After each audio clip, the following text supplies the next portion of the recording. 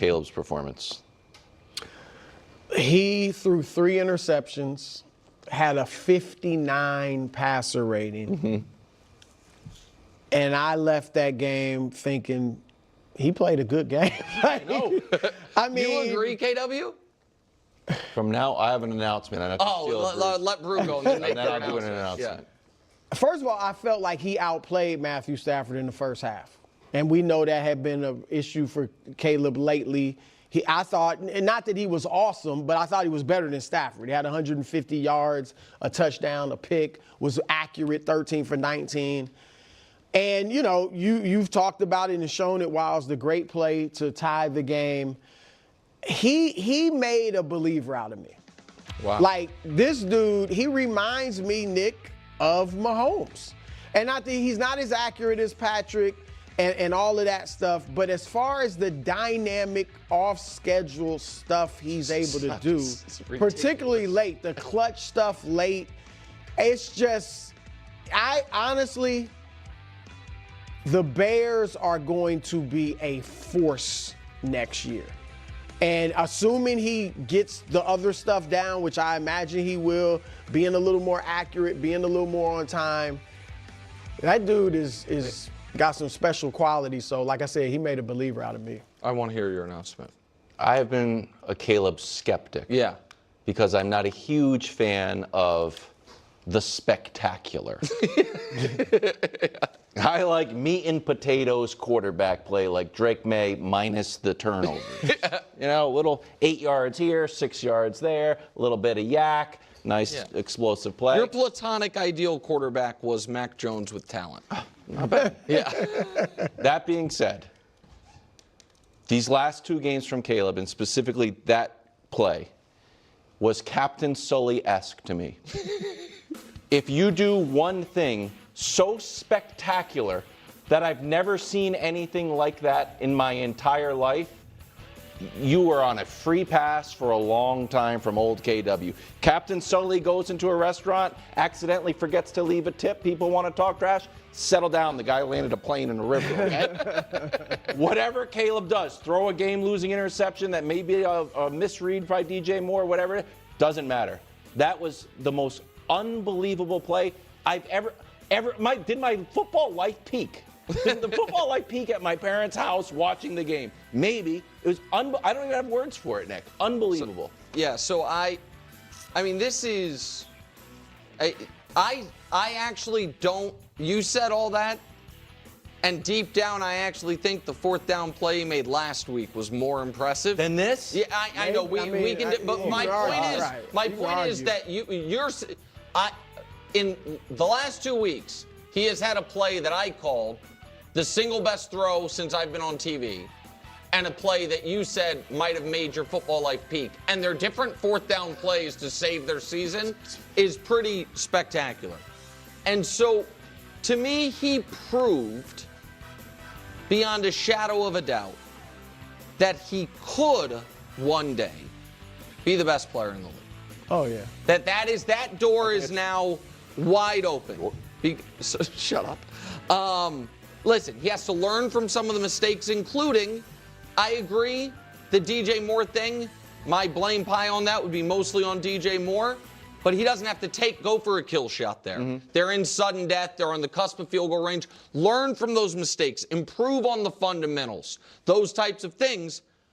But the things that are the hardest to learn, playmaking instincts, athleticism, arm talent, clutch. Those things are either unteachable or the hardest to teach. He's an A+ in all of them. He's 24 years old and fully bonded now with his head coach. It's genuinely striking to observe the inherent bias in people's perspectives and analyses, particularly in their selective application of giving someone the benefit of the doubt versus outright condemnation. This division is perfectly illustrated in the current discourse surrounding Caleb Williams. Opinions are split directly down the middle. One camp blames him entirely for the loss, citing the interceptions and turnovers, while the other declares his performance absolutely spectacular, placing more of the blame pie on teammates like DJ Moore or other factors. I stated in my post-game commentary that Caleb Williams played exceptionally well, which prompted a flood of reactions from people citing his 3 interceptions and subpar passer rating. My immediate thought was, are you actually watching the game? Do you comprehend how this contest unfolded? Frankly, my assessment of Caleb proved to be perfectly accurate and served as the ideal encapsulation of this specific game. The central thesis is remarkably simple. If Caleb Williams can just start converting the fundamental easy opportunities, the layups, so to speak, then the Chicago Bears, with him at the helm, become an unstoppable force. It's that straightforward. Even accounting for some of the play-calling decisions from Ben Johnson that I wasn't particularly fond of, the choices on 4th down versus field goals, for instance, the reality persists. If the team simply converts those basic high-percentage plays, this game isn't even a close contest. Caleb Williams, by any measure of impact and playmaking under duress, completely outplayed Matthew Stafford on the day. Let's break down the turnovers. There's really only one interception I squarely place on Caleb. The first one, while a high throw on 4th down, felt more like a product of the difficult situation the offensive scheme put him in at that moment. Furthermore, consider everything else Caleb had to endure. The dropped passes from his receivers, the questionable play-calling sequences, and the fact that he had to conjure miraculous off-script magic just to keep the team competitive. Given that context, Caleb played outstanding football. He truly did. The Bears' supporting cast did very little to alleviate the pressure on their quarterback in this critical game. If they could have provided just a modest lift, converting some of those scramble drill opportunities where Caleb extended plays with his legs, the entire dynamic shifts. Think of those moments when he flushed from the pocket, bought extra time, and delivered a tough but catchable ball that was dropped. Those aren't just no big deal incompletions on 1st down. A reception there turns a 2nd and 10 into a 2nd and 5 or 4. That subtle difference changes everything for an offensive drive and a play caller. Consistently facing 2nd and long instead of 2nd and manageable alters the entire strategic landscape. If his teammates could rise to the occasion with even marginal consistency in those moments, the Bears' prospects become incredibly bright. However, a crucial point must be made. The spectacular, the heroic, the unbelievable highlight reel plays, like that insane 4th down touchdown throw, are absolutely amazing. They are the moments that define legends and fuel highlight reels. But they cannot serve as the foundational bedrock for sustained team greatness. It wasn't for Tom Brady. It isn't for Patrick Mahomes. Relying on periodic magic is not a sustainable championship model.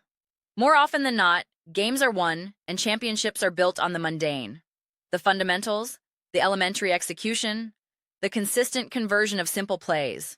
In fact, you often don't even need that miraculous 4th down heave if you successfully execute the routine 3rd down completion that preceded it. I believe there was an inaccurate pass on an earlier down that would have moved the chains, negating the need for the subsequent heroics. So, I emerged from this game wildly impressed with Caleb Williams' talent, poise, and capability. I was wildly impressed. Yet, he undeniably still has room to grow and evolve. The same can be said for offensive coordinator Ben Johnson, and it certainly applies to the team as a collective unit. This is a squad that needs to become more prepared for the magnitude of these moments. It's paradoxical. For a team that authored so many dramatic comeback wins, they often seem surprisingly unready when the initial pressure mounts. This is where a dynasty, like the Kansas City Chiefs, deserves immense credit, and I've referenced them frequently today. Throughout their run, in virtually every monumental moment, everyone was prepared. Every player, on offense and defense, was ready to answer the call. From the coaching perspective of Andy Reid and Steve Spagnuolo, to Patrick Mahomes, to skill players like Tyreek Hill, Travis Kelce, Marquez Valdes-Scantling, whether discussing their 2022, 2023, or even 2024 seasons, the readiness was universal. Isaiah Pacheco, Jerick McKinnon, it didn't matter. You could call any player's number, and they were prepared to make a play.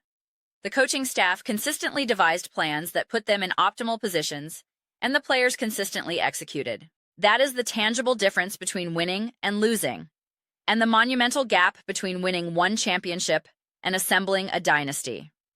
It represents a level of stability, consistency, and collective readiness that every organization strives to achieve. The Chiefs have provided the blueprint. But that entire edifice must be constructed upon a solid foundation of converting the layups. Whether it's Caleb making the routine throws with pinpoint accuracy, the receivers simply, dare I say, catching the football, or Ben Johnson making the analytically sound decision to take the early points with a field goal. Imagine that. Kicking a field goal on your opening drive in a frigid home playoff game to take a 3-0 lead, applying immediate subtle pressure to your opponent. Instead, the Bears came away with 0 points. Those foundational decisions and executions are paramount. But these are simply my observations. I am absolutely eager to hear your perspectives. What are your thoughts on Caleb Williams and the Chicago Bears following this game? How did you interpret Caleb's performance, considering he technically finished with more interceptions than touchdowns? Let me know your analysis in the comments below. I read every single comment. So, whether you agree with me or disagree with me, let's get some discussions started. Let's have some passionate debates. But ultimately, let's enjoy the discourse. Please consider subscribing. We are building an incredible community here, and I would absolutely love to see you become part of it. My goal is to create something we all feel a genuine connection to, something we're truly excited to participate in. I believe we're making significant progress. And please don't forget to give this video a thumbs up, as it substantially helps with visibility and the platform's algorithm. Thank you so much.